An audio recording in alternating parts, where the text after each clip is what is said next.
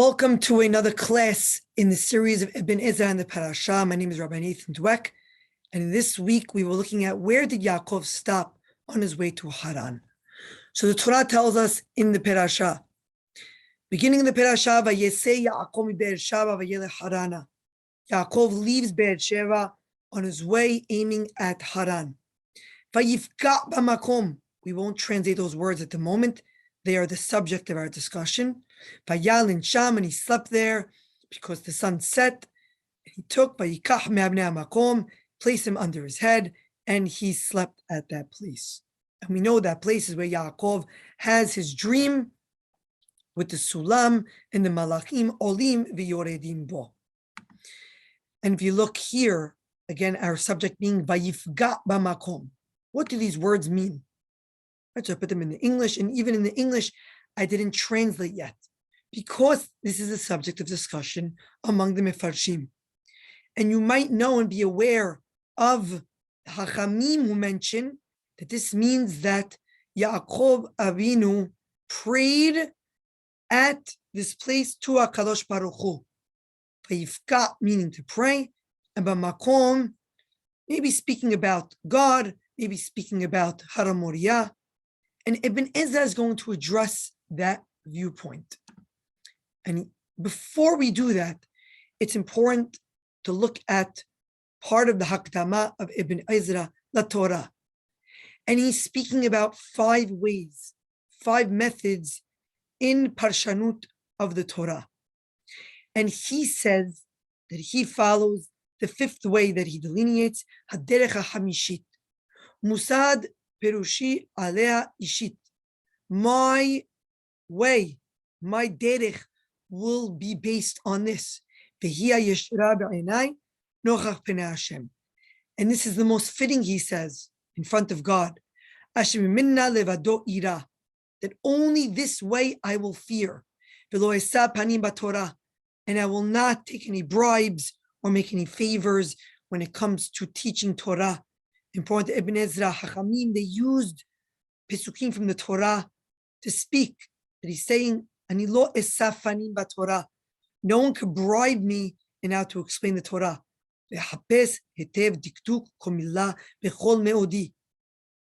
I will search the grammar of every word, and then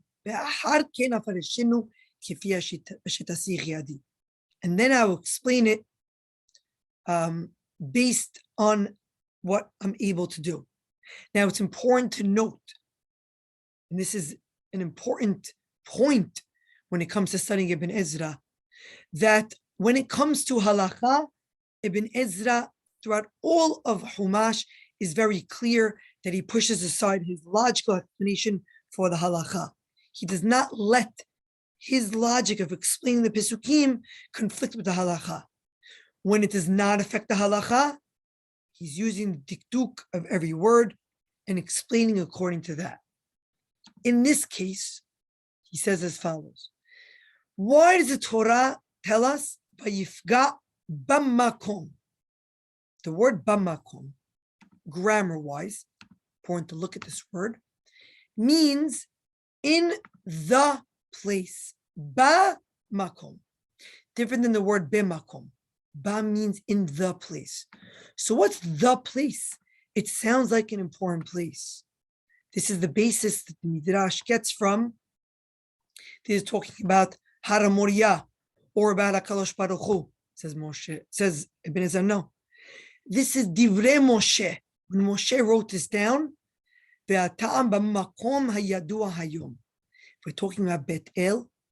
Moshe Rabbeinu, when he writes in the Torah, writes Vayifka b'makom, in the place that is well known as Bet El, because it's a crucial place and an important, well-known place by the time of Moshe Rabbeinu was writing this down. V'chen amar Hoshea, v'sham yidaber imanu, ki hu nitnabe al Yarovam ben Yoash, hu haya beBet El, ve'amar lashon rabim ba'ado ad Amos, u'b'sefer Amos mevuar. Right? V'sham, this place, the place that's the makom, is makom that's yadua. It's well known. So not to say the Yaakov came to a place that was already important, that already had significance. Rashi here speaks that it's Haran Moriah from the time of Abraham, that it's important and significant. No, this is a place that's significant at the time of Moshe Rabbeinu's writing. Now, what about this word Vayifka? What does it mean, Vayifka b'makom, in this well-known place at the time of Moshe? He says, do not connect it, aderech hapeshat, that it means the word prayer. Like with Yirmiyah, God says, ve'al tifka bi, and don't pray to me. Hilo masanu b'mikra shenikra Hashem makom, because then it would mean that Yaakov prayed to God. Well, the word makom throughout the Torah and the Mikra is not God.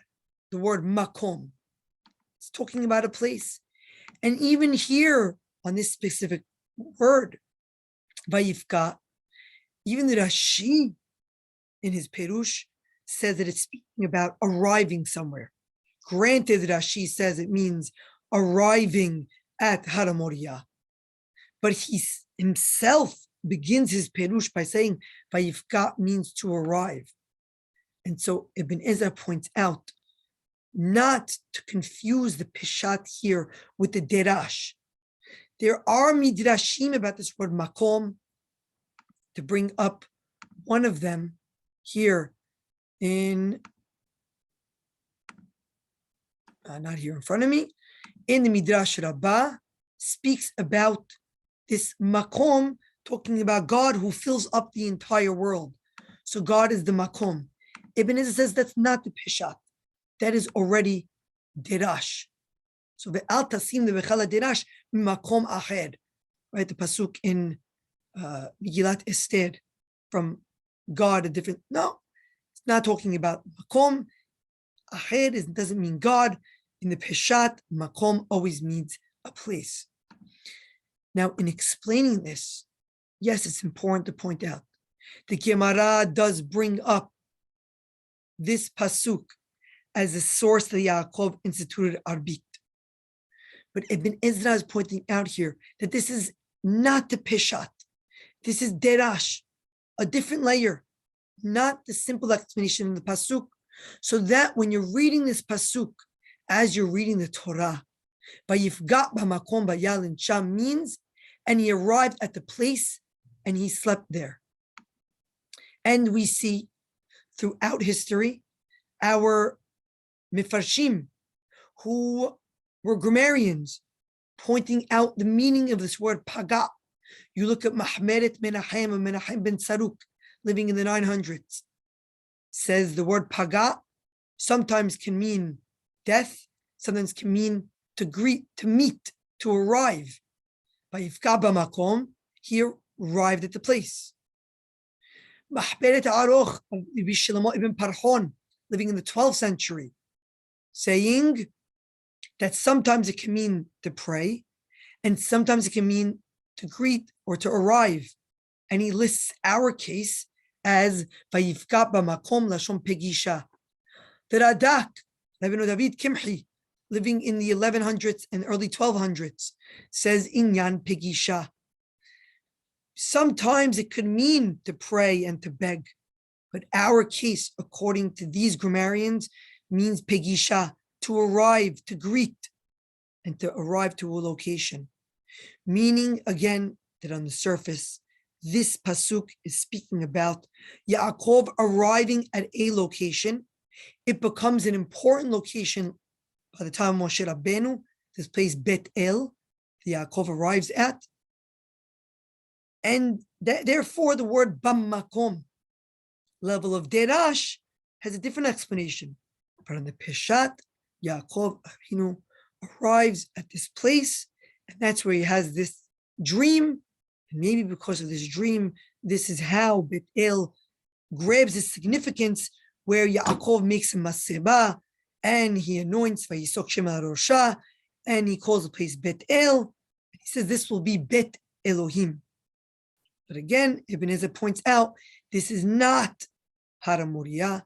This would not be the location of Haran Moriah from where Yaakov sets out from Beersheba to go to Haran. This would not be on his way. Baruch Adonai le'olam. Amen ve'amen.